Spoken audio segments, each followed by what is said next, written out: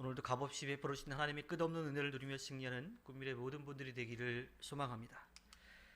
에브라임의 뜻은 창성하다라고 하는 뜻입니다. 하나님은 그 이름대로 에브라임 자손들에게 힘을, 창성함을 허락해 주셨죠.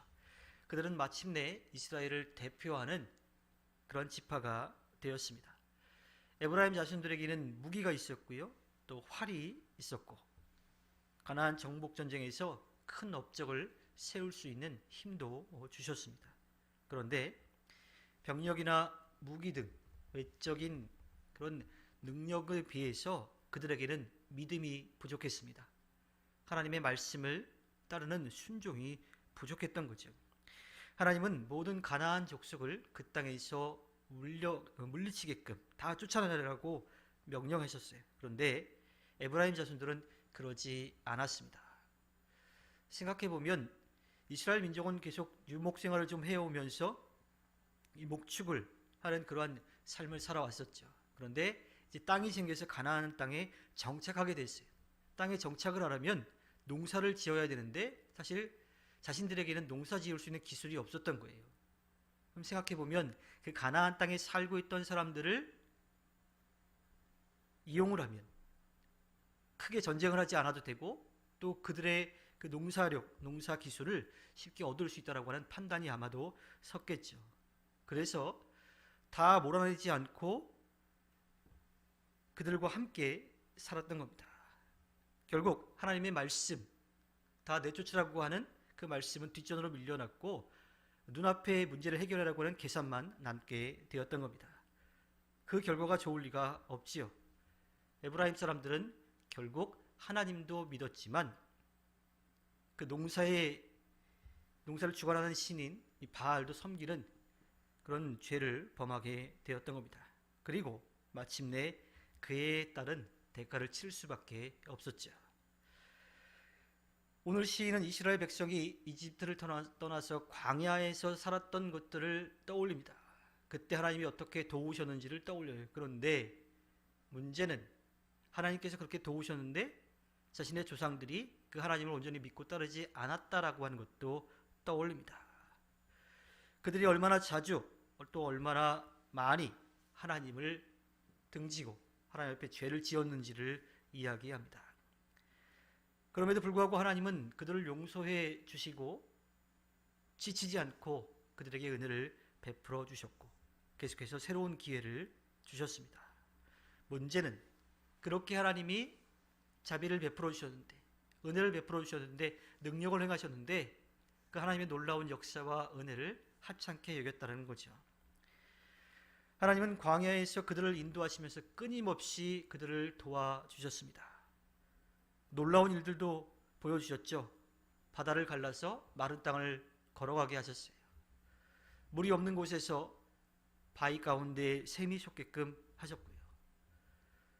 그 광야 가운데 어느 것도 그들을 보호해 줄 수 없는데 밤에는 불기둥과 낮에는 구름기둥으로 그들을 보호하시고 돌보시고 또 가야 될 때와 멈출 때를 그들에게 알려주셨죠. 사람이 살 수 없는 공간인 이 광야 가운데 하나님께서 그들을 지키시고 돌보아 주셨습니다. 사람의 힘으로 도저히 할 수 없는 놀라운 일들을 그들에게 보여주셨던 거예요. 그런데 이스라엘 민족은 그 순간에는 놀라운 하나님을 바라보면서 하나님 옆에 겸손한 마음으로 선 것 같았지만 금세 그것을 잊어버리고 말았습니다. 그래서 11절에 그들은 그가 이루신 일들과 그가 보이신 기적들을 잊어버렸다라고 이야기합니다. 잊어버렸다라고 하는 것은 관심이 없다라고는 뜻도 됩니다. 그들은 놀라운 기적은 체험했지만 하나님을 온전히 믿고 따르는 일을 하지 못했던 거지요. 그들의 관심은 당장 눈앞에 펼쳐져 있는 문제가 해결되는 것, 그것에만 관심이 있었던 겁니다. 그것에 대해서 오늘 시인은 17절과 18절에서 고발하고 있습니다. 그러나 그들은 계속하여 하나님께 죄를 짓고 가장 높으신 분을 광야에서 거역하며 마음속으로 하나님을 시험하면서 입맛대로 먹을 것을 요구하였다.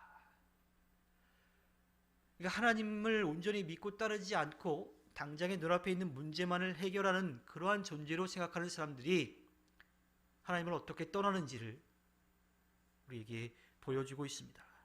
하나님을 떠나면요, 우리의 욕망은 그 무엇으로도 채워질 수가 없습니다.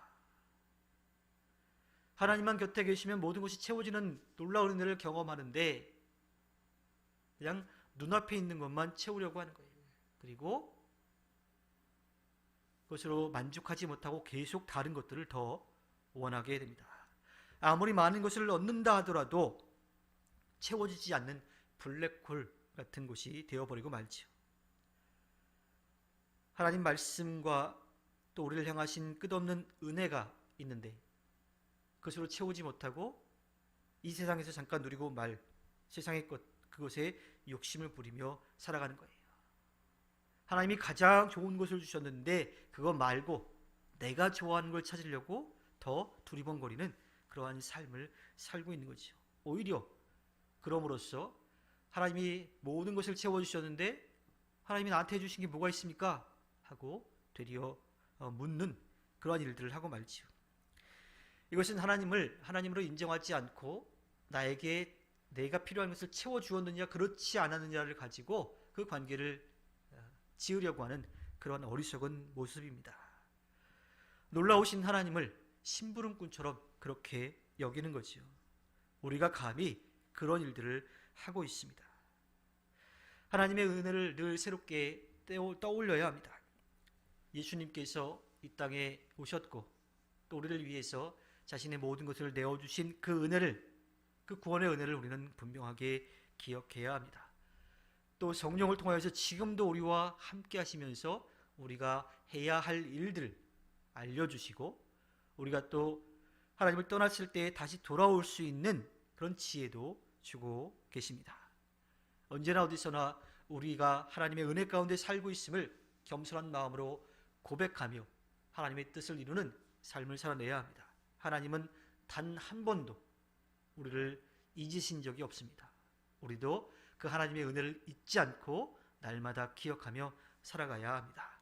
하나님께서 허락해 주신 오늘 하루를 살아갈 때 이 세상에서 잠깐 누리고 말 것에 욕심을 내며 살아가는 것이 아니라 영원한 하늘나라를 바라보며 살아가 하나님 앞에 기쁨을 드리는 꿈일의 모든 분들이 되기를 주님의 이름으로 부탁드립니다.